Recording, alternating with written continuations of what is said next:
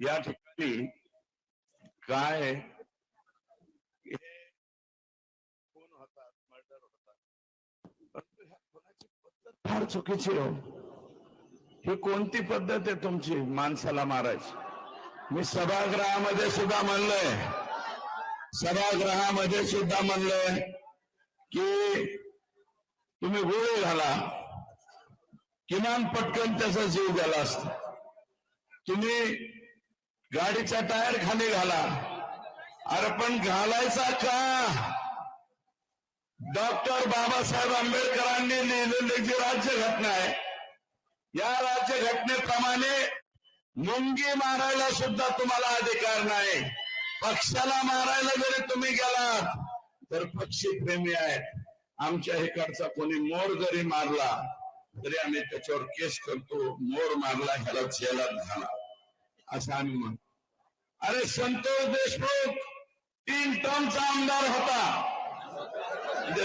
Sorry, आम्हीच आमदार असल्यामुळे आमचं नाव हे जरा कागद आलं नाही तर उलट होत. 3 टर्मचा सरपंच होता, 2दा जनतेतून आला, 1 वेळा बॉडीतून आला. मग 3 वेळा सरपंच झालेला माणूस आणि पुढचं भविष्य म्हणजे चिंचणी माळी या जिल्हा परिषद सर्कलचा तो होणारा जिल्हा परिषद सदस्य होता. एवढी त्याची क्वालिटी होती, एवढा सुंदर ते वागत होता. मी एका मुलाखतीत सांगितलंय, संतोष हांगे हे स्वतः म्हणले लोकसभेच्या वेळेस पंकजाताईची रॅली चालली होती, अख्खं गाव म्हणत होतं सत्कार करू नका, तरी सुद्धा तो पाठा म्हणला नाही, गावातून जाईना आम्ही सत्कार करतो. मत किती होते ते रामकृष्ण हरी, पण मत किती होते हा प्रश्न वेगळा, परंतु माझा सत्कार करायला पाहिजे, मी सत्कार करतो. आणि आता नमिता मंडळांचा सुद्धा मुख प्रमुख संतोष देशमुख आहे. आणि त्या भूत प्रमुखाची अशा चुकीच्या पद्धतीने जी हत्या तुम्ही केली ना, तर ती कोणालाच पटलेली नाही, एकाही माणसाला पटलेली नाही. तरी सुद्धा तुम्ही फेसबुक व्हॉट्सअपवर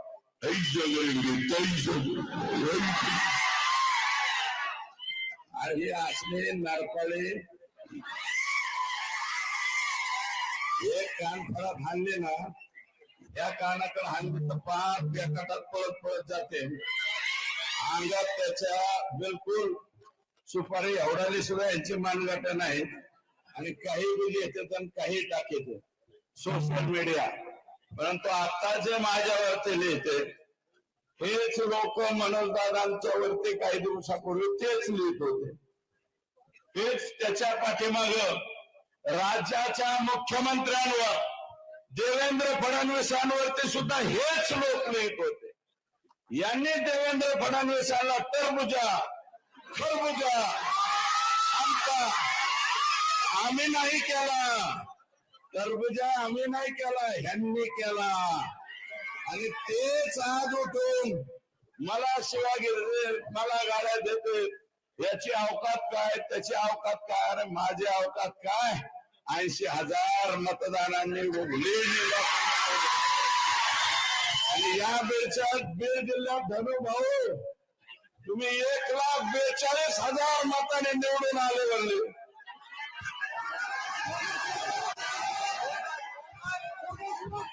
शाही एकाने लावायची शाही. आणि 330 बुथापैकी 230 बुथ जर ताब्यात असतील, बोगस मतावरचे तुमचे निवडणूक आहे. अरे हे काय, हे राजेसाहेब देशमुख आहे ना इथं. मतदानाच्या दिवशी याला बदलते, ऍडव्होकेट माधव जाधवला बदलते, एक पोरदेव फडका काय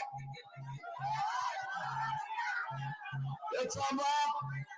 गाड्या पूजिताने सुद्धा तुम्ही बुहार काढता, गाड्या पूजिताने.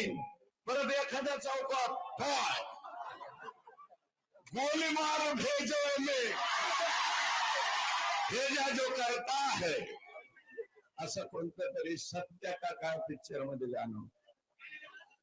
या बीड जिल्ह्यामध्ये गोली मार किधर भी हो गया. 1200 ते 1300 लायसन ज्या ज्या कलेक्टरांनी दिले, ज्या ज्या एसपींनी त्याला संमती दिली आणि ज्या डीवायएसपींनी त्याला मान्यता दिली, या सगळ्यांवर कारवाई झाली पाहिजे असं माझं मत आहे.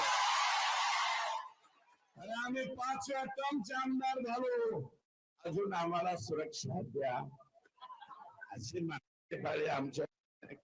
आणि ज्या दिवशी कोणी गोळी घालणारे, जो गोली पे हमारा नाम होगा उसको कोई भी नहीं रोक सकता है. त्यामुळे घाबरायचं नाही. ते जे झालंय, संतोष देशमुखला ज्या पद्धतीने मारलंय, अरे 2 लिटर रक्त त्याच्या बॉडीमध्ये, 56 ठोके 6 जणांचे, 56 गुणिले 6 म्हणजे किती ठोके मारले त्याला तुमचं तुम्हीच. 350 ठोके तुम्ही दिले. आणि त्याला दिल्याच्या नंतर सुद्धा 12 तारखेला माझा सवाल आहे आमच्या पंकुताईंना. पंकुताई, मला सवाल आहे तुमचा. संभाजीनगरला तुम्ही एअरपोर्टवर उतरला, 12 तारखेला तुम्हाला 12 डिसेंबर ही गोपीनाथजी मुंडे साहेब यांची जयंतीचा दिवस मान्य करतो मी. तुम्हाला जायचं होतं तिकडे, वाकडे वाट करून तुम्ही संतोषच्या घरी का गेला नाही? तुम्ही का नाही गेला हा सवाल आहे माझा. तुम्ही का गेला नाही? किंवा फक्त बोलतात कोरड का? धनु भाऊ, तुम्ही जे बोललात ना गोपीनाथ गडाच्या, अरे गोपीनाथ मुंडे कोण? गोपीनाथ मुंडेने त्यांच्या कालावधीत मटक्याचा खटका बसवला. मुंबईतलं गँगवर कुणी जर बंद केलं असेल तर ते गोपीनाथराव मुंडेंनी बंद केलं. गोपीनाथांच्या बरोबर सुद्धा आम्ही 10 वर्ष काम केलं.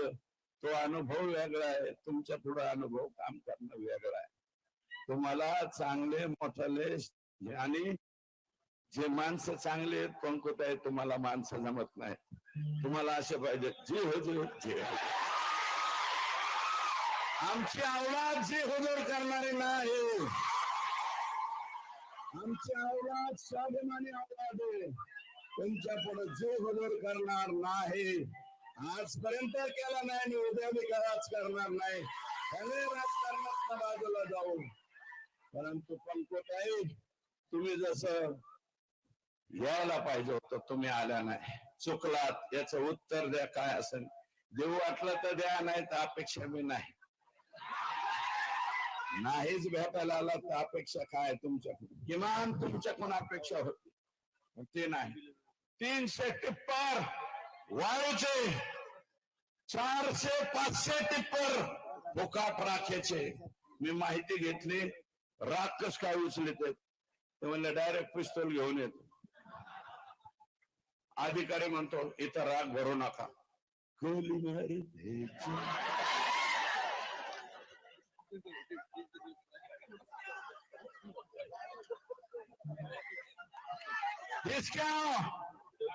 अशा प्रकारची भाषा, ढिसक्याची भाषा त्या ठिकाणी होती. काय करीन 4 लोक काय करतील?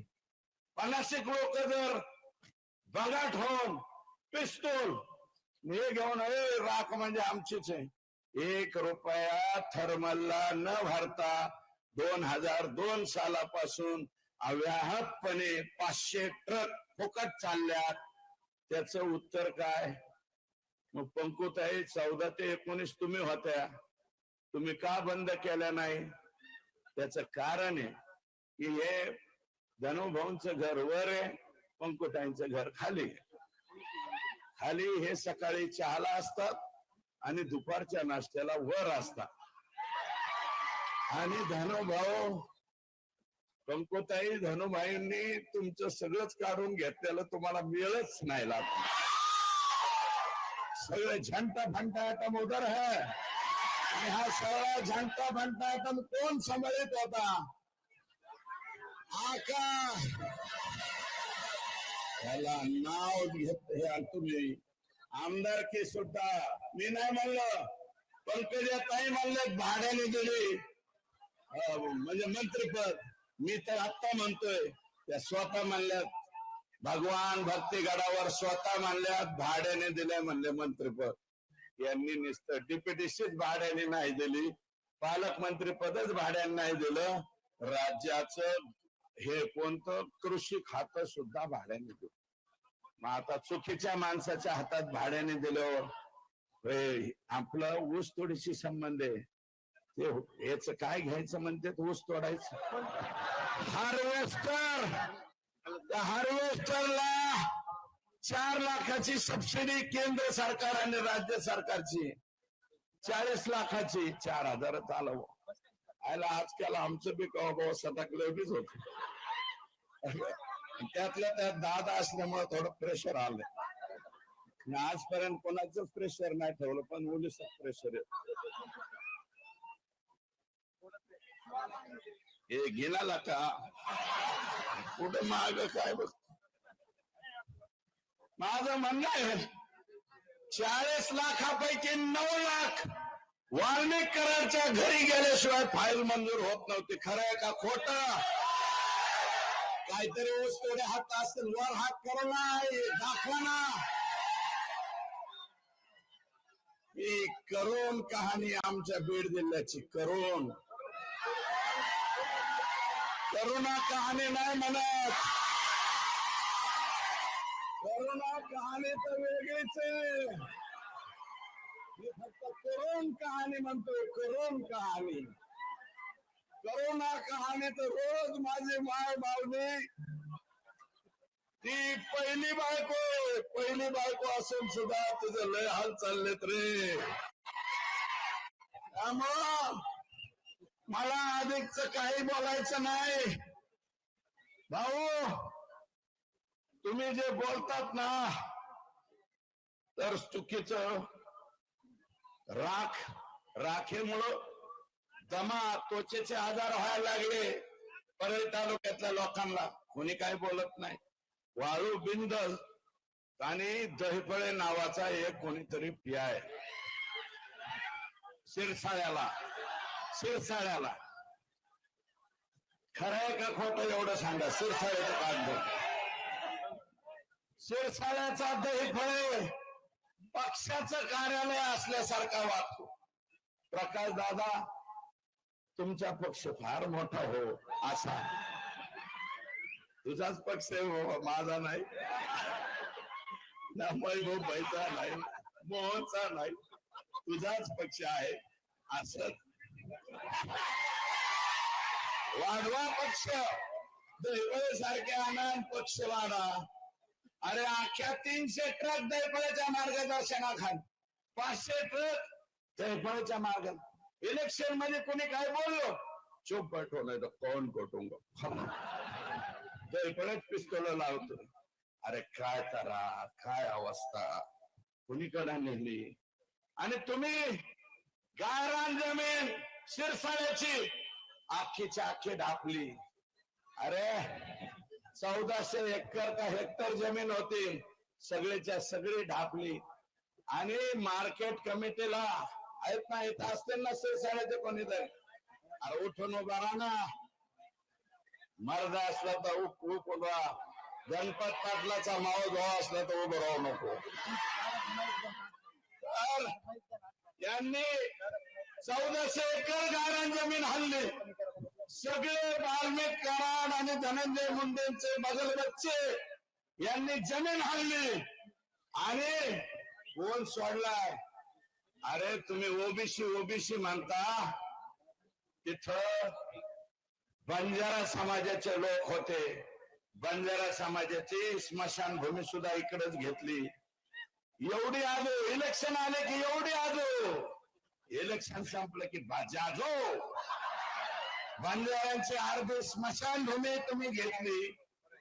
बंजारा समाजाचं उठून लावलं. पारधी समाजाचं तुम्ही फुले शाहू आंबेडकरांच्या गप्पा मारता. अरे या देशामध्ये, या राज्यामध्ये फुले शाहू आंबेडकरांचा विचार चालतो, आम्ही सुद्धा मानतो, चालतो त्या फुले बस करू का? फुले पारधी समाजाची घरं बुलडोजरने तोडली, अजून बडे मिलिटरी मॅन बडे, आता वंजारी समाजाचा आहे ना, तुमच्या स्वतःच्या समाजाचा, त्याच्या मुलाची ग्रामपंचायतला नोंद असून बडेला सुद्धा हाकलून लावलं. बडे अगो ते म्हणतात मी मिलिटरी मॅन आहे, मिलिटरी मॅन आहे. अरे मिलिटरी मॅनाबद्दल स्वाभिमान असावा लागतो. आमच्याकडे शहीदांच्या खाणी शहीद सुभाष सानप, सोंडगे, वालेकर, किती नावं घ्यायची, भरपूर आहेत. सगळी फार आहेत आमच्या बीड जिल्ह्यामध्ये, वेळ जाईल म्हणून बोलत नाही.